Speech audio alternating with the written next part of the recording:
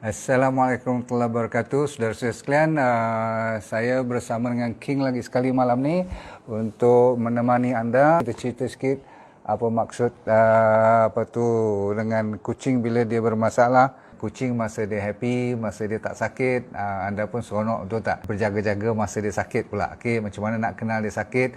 Terutama sekali bagi anda yang baru belajar bela kucing. Berhati-hati dengan apa yang saya nak cerita, petanda-petandanya. Kalau dia dah nazak tu pun anda kena tahu juga. Memang orang tak suka dengar bila kucing kita dah nazak, tapi kalau dia dah sampai 18, 20 tahun, kalau lebih daripada 20 tahun tu macam kita tu dah 80 tahun. Nombor satu, kalau kucing tu suka menyorok, belum melazimkan diri dengan anda. Tapi kalau dia dah melazim dengan anda, kucing anda memang sayang anda. Bila you balik daripada kerja atau balik daripada market mana-mana, kaki you tu menjadi dia punya tempat ciuman dia. Dia memang sayang you betul-betul. Okay? Dia gesel you, dia pusing figure of 8 tu, figure of 8 tu kan. You sampai susah nak berjalan semua, tak sabar-sabar lagi. Dia punya ekor dah mencacak, so you urut dia dan sebagainya. Tapi sekarang dia menghilang. You kena cari dia. Itu antara petanda yang tak biasa. Jadi personality tukar. Ini tanda-tanda yang kena cek. Nombor satu. Nombor dua ialah dia dah mula tak mau pakai litter box dia. Kotak dia buang air besar semua tu, pasir-pasir semua tu, yang walaupun bersih macam mana pun dia dah tak nak pergi lagi dah. Dan kadang-kadang dia ada masalah, you tak sedar pun. Dan mungkin kita tak tahu sebab kucing tak boleh cakap, aku sakit kencing ke, aku sakit nak buang besar ke, aku sakit belakang ke, macam kena batu ke. Tapi selalunya ada urinary tract infection, ada kidney problem, kadang-kadang ada bladder stone pun, batu karang pun. Kucing pun macam manusia juga, okey. Lepas tu kalau dia dah mula kencing merata-rata dan pun tempat yang bukan tempat dia, ini petanda kedua. Ready? Mesti dia ada masalah, you kena bawa dia pergi jumpa vet secepat mungkin. Nombor tiga, kucing ni memang sebab itulah agaknya Tuhan tu Maha Adil. Dia tak suruh kita bela binatang ataupun suka pada binatang-binatang yang pengotok. Faham tak? Dan kucing antara binatang yang Tuhan jadikan suka kebersihan dan suka cantik dan suka nampak groomed. Berdandan lah kata orang kan. Jadi kalau dia dah mula tak peduli kepada dia punya kebersihan dan kecantikan ataupun awet muda dia, dia suka selalu nampak lembut dan cantik dan bersikat lah, orang kata berdandan semua tu. Ini antara you kena check juga. Dan dia nampak berserabut, dan kadang-kadang di ujung-ujung ekornya boleh nampak najis pun. Saya rasa ni memang bahaya. Seterusnya ialah gigi dia, atau bukan gigi, gaham dia dah mula tak warna merah, bukan merah menyala, pinkish, macam-macam gaham. Gusinya selalunya kucing ni dia orang panggil deep pink, orang kata merah muda yang betul-betul clear. Kalau mula discolored, maksudnya tak berapa cantik color dia, tak berapa pinkish ataupun bluish, nampak biru-biru ataupun merah menyala pula, selalunya dia ada masalah. Mungkin ada bahan yang toksik ataupun dia ada blood loss menyebabkan dia di kebiruan. Okey, yang ni you kena minta doktor cek gigi kucing anda pun. Okey. Seterusnya, nombor 5 ialah dia punya bau dia. Kucing selalunya bau orang panggil harum, maksudnya cantik dan tidak busuk lah. Okay? Jadi kalau dia stinking, maksudnya baunya tak elok lah, baunya busuk, berarti you tahu kan kucing you, betul tak? Selalu kadang-kadang dia datang sampai nak jilat pipi you pun, betul tak? Sampai kat hidung you pun dia boleh jilat. You tak ada masalah, tapi kali ni dia datang dekat dengan you pun dah bau, tolong cek. Selalunya ni masalah bahagian oral lah, bahagian gigi dan gaham. Nombor 6, dia jarang kucing ni minum air banyak. Sekarang you tengok sekejap-sekejap minum, sekejap-sekejap banyak minum. Dan airnya yang you bubuh dalam tempat minum tu pun nampak-nampak kosong je. Okay? Dan you jangan heran jadi diabetik pun. Jangan kata manusia saja boleh diabetik. Jadi kalau diabetes ni kan dia haus, so dia pun boleh minum air banyak. So kalau kucing ada masalah endocrine seperti diabetes mellitus, masalah hyperthyroid, dia orang pun ada thyroid problem, dan mungkin dia orang ada kidney problem. So you akan tengok cara dia minum tu luar biasa sikit. Selalunya susah you nak suruh dia minum. Dan sekarang tak kira kat mana dia dapat je, dia nak minum je kerja dia. Okay? Dan anda perasan tak, kucing ni dia lebih suka tempat air yang menitis dan bunyi air. Dia tak suka air yang orang panggil statik ataupun tak bergerak. Ni salah satu lagi dia punya kesukaan kucing. Tapi ni tak kira bergerak ke, bunyi tak bunyi ke, dia nak minum. So ini ada problem. Nombor 7, dia makan menggila-gila sekarang. Dulu you dah tahu, sekian banyak berapa genggam you bagi dah cukup, sama ada yang kering ataupun yang makanan basah. Tapi sekali ni dia tak cukup. Bagi dah habis macam biasa, tak cukup juga. Cek lagi sekali. Dan ini pun juga ada masalah dengan diabetes, hyperthyroid, dan kadang-kadang pencernaan dalam perutnya pun orang kata dah terganggu. Yang nombor 8 pula, dia tak selalu kucing yang steady, dia tak menjerit-jerit, maksudnya tidak crying ataupun yelling. Tapi sekarang dia senang suaranya dan seolah macam sakit lah. Kan orang sakit tu maksudnya meraung-raung.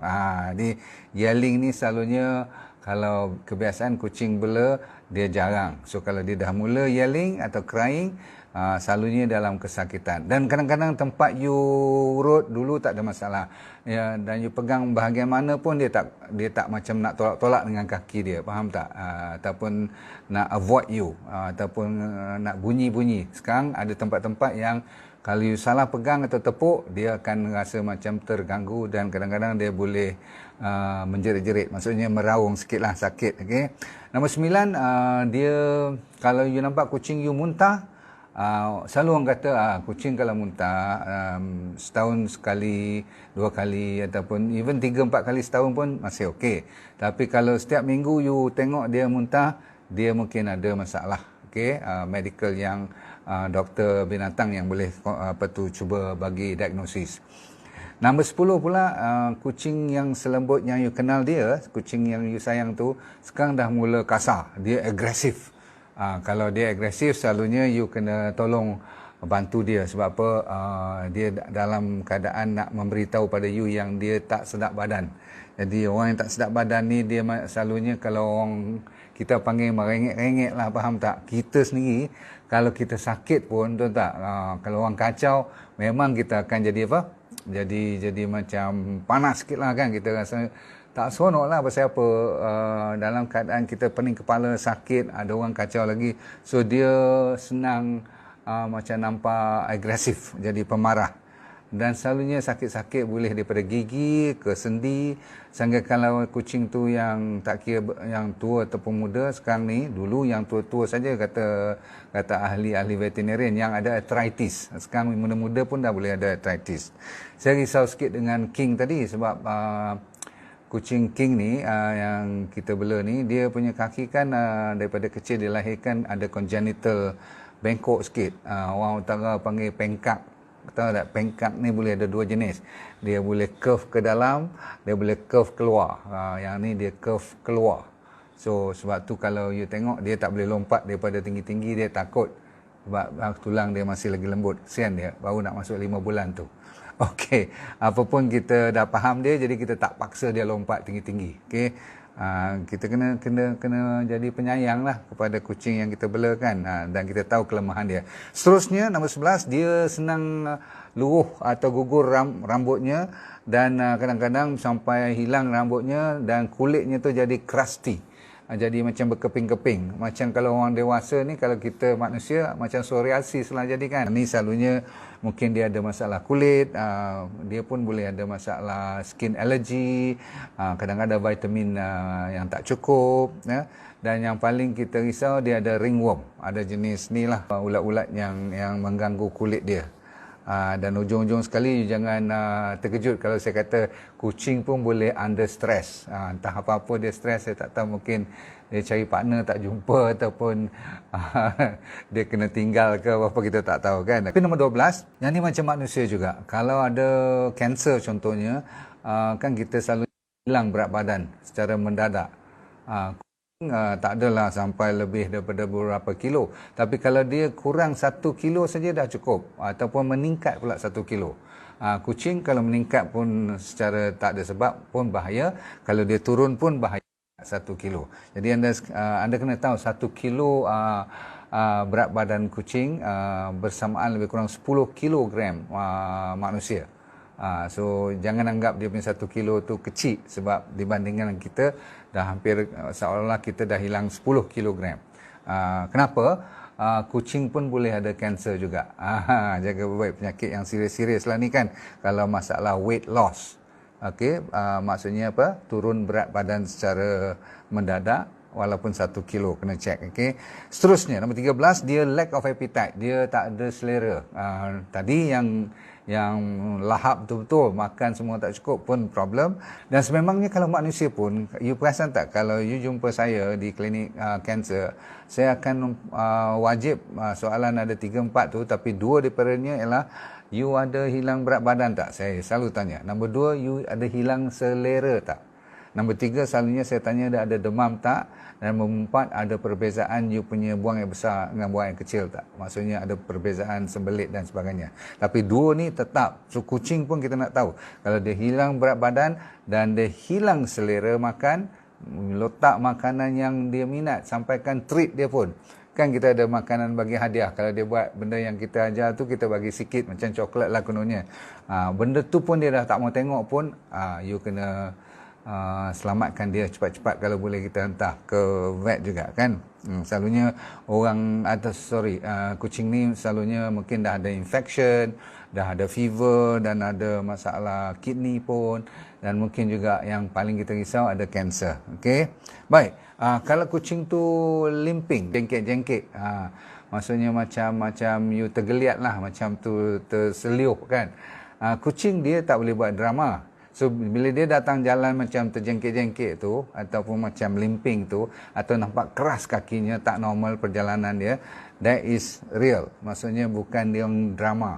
Okay, so jadi kalau pergerakan tu selalunya disebabkan oleh arthritis ataupun ada masalah mungkin dia terjatuh waktu kita tak tengok ke, atau macam mana nanti. Tempang is the right word. Jadi you kena bawa, sebab bukan kerja you nak betulkan tulang-tulang ni kan. Kita tak tahu pun macam mana nak buat kan. Baik, nombor 15, yang penting sekali sekarang ialah kalau you tengok dia suka tidur sekian waktu, sekarang dia dah bertukar waktu. Ataupun dia tambah tidurnya lebih pada biasa, ataupun dia patutnya tak tidur masa ni, dia tidur dan tidur lebih daripada kebiasaan pula tu. Faham tu? Kalau selalunya dia siang yang aktif, sekarang dia tak aktif siang, pula dia tukar jadi perangai pelik-pelik belah malam, dia tak mau tidur sampai you pun tak boleh tidur. Jadi bila tukar perangai tidur dia ni pun adalah petanda yang seterusnya. So berhati-hati. Change in sleeping pattern. Nombor 16 ialah coughing. Batuk. Kucing you senang batuk atau selalu batuk, dan bukan sesekali je, maka you kena check selalunya. Batuk ni, kata saintis yang jaga kucing, yang pandai pengalaman kucing, masalah alergi pun ada, masalah asma, masalah ada hairball. Hairball ni maksudnya bulu-bulu dia tu senang gugur dan bergulung-gulung sampai jadi berkumpul. Ada sampai 2-3 biji berbola bulu dia. Yang ni pun bermasalah. Okay? Dan mereka mungkin sebenarnya ada masalah jantung, mereka juga boleh bermasalah paru-paru ataupun upper respiratory tract infection. Maksudnya bahagian paru-paru ke atas sampai kerongkong, sampai dia punya ni lah, ke arah trachea dia orang kan. So you kena check, make sure tidak ada bronchitis. Ni yang paling common kat kucing ni adalah bronchitis, ya. Macam manusia juga kan. Saya ingatkan kita saja ada masalah ni semua, kucing secantik dia orang pun ada masalah macam ni. Baik, seterusnya last 3, nombor 17, bila dia ada mata dia berair. Maksudnya running eyes, ataupun dia senang sneezing, senang acum lah. Orang panggil bersin. Lepas tu dia macam kena flu, okey. dan kadang-kadang ada kat mata dia sampai ada kehijauan sikit. Okey, kadang-kadang kalau you nampak mata dia dah mula merah macam orang panggil pink eye, macam conjunctivitis. Okey, mata dah jadi merah, itu bermasalah juga. Walaupun yang ni tidak begitu dangerous, tapi kena bawa pergi jumpa doktor. Yang dangerous, saya nak cerita nombor 18 ni. Dengar kalau kencing dia mula berdarah, yang ni kena check betul-betul. Kita pun kalau kencing kita nampak berdarah tak pasal-pasal, memang kita panik. Okey, betul tak? Dan bukan takat kencing saja, najis dia juga berdarah, kita kena risau sikit. Sebab apa? Kadang-kadang bukan masalah macam ulcer apa-apa, tapi dia orang memang senang kena parasite. Dia parasite ni dia suka sangat mengganggu usus-usus, terutama sekali usus besar bahagian kucing lah. Okay? Dan yang penting sekali kita nak make sure emergency lah. Kalau you nampak dia muntah dan muntahnya ada darah, maksudnya muntah berdarah, yang ni kalau manusia pun you panik, kucing pun kena tolong juga. Sebab selalunya yang ni dah mula serius lah. Dan kita tutup cerita pada malam ini. Kalau dia pergi ke toilet, dia merasakan susah nak buang air besar, susah nak buat bisnes dia. Jadi you kena tolong bantu dia bawa pergi jumpa vet supaya boleh lawaskan dia punya buang air besar. Kadang-kadang dia pergi beberapa lama, dia cuba, dia pergi tempat yang sesuai, dia tak pergi tempat-tempat lain. Tapi dia keluar daripada tempat litter box dia tu masih kosong lagi. Dan you nampak kucing tu sentiasa cuba, masih juga gagal, you tolong dia. Kalau nak tengok dia dah nazak ni, maksudnya yang semua ni pun boleh menyebabkan kucing tu meninggal. Tapi bila kalau pergi kat doktor tu, dia ada dia punya heart rate dia kena check. Heart rate dia orang ni kucing antara 120 hingga 200, bukan macam manusia antara 60 hingga 80. Jangan ikut manusia pula kan. Kucing 120 masih normal, sampai 200 pun masih normal lagi dia punya heart rate. Dia punya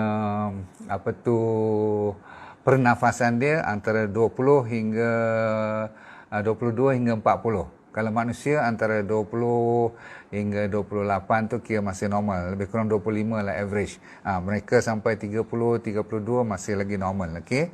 Pernafasan. Dan temperature dia orang, kalau nak pergi COVID kan, kita pergi check kan, selalu 36, paling tinggi 37 kan. Dia orang 38 hingga ke 39. Masih lagi normal. Okay? Faham tu?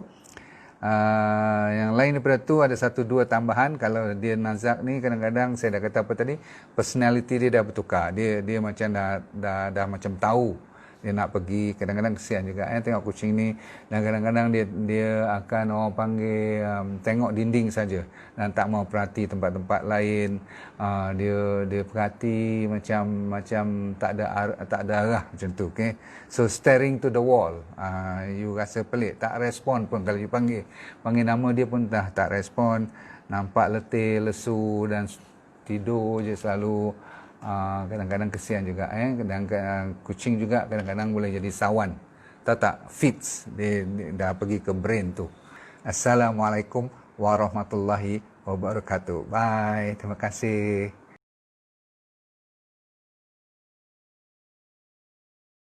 Assalamualaikum warahmatullahi wabarakatuh. Nama saya Dr. Nurdin Darus. Dulu pernah bekerja di Majlis Sukan Negara, Jabatan Psikiatri di University Hospital, dan lepas tu saya buat corporate program.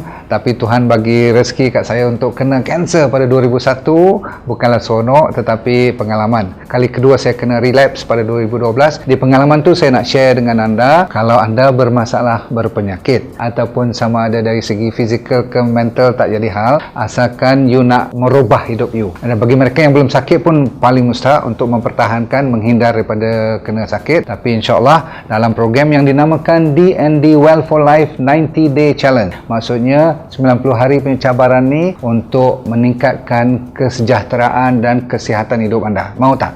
Okey, apa yang dia akan dapat dalam program tu, nanti kita akan ajar teknik-teknik macam mana nak menyelesaikan masalah penyakit dulu secara alami. Kita fokus kepada penyakit yang serius dulu, kanser lah, diabetes, high blood pressure, kolesterol, jantung, jantung, untuk autoimun terutama sekali, arthritis, gout, masalah hormon dan sebagainya. Yang penting ialah kalau anda bermasalah emosi pun boleh kita tolong bantu. Yang penting sekali ialah teknik tu. Kita kena bagi kat you dalam masa 90 hari ni, seminggu demi seminggu, saya semacam coach you, iaitu teknik macam 7 day living, teknik 7 prinsip macam mana orang boleh sihat walafiat sepanjang hayat. Kita kena belajar. Orang Okinawa daripada Jepun, apa yang dimaksudkan dengan ikigai, saya akan ajar juga macam mana nak cari hala tujuan hidup. Ramai orang stres sangat sekarang ni, dan kita sediakan doktor-doktor juga untuk bersama bantu you supaya kita semua boleh sama membantu menjadi sihat walafiat, merubah daripada sekarang kepada benda-benda ataupun ilmu yang baru untuk menyihatkan body secara mental dan fizikal. Okey.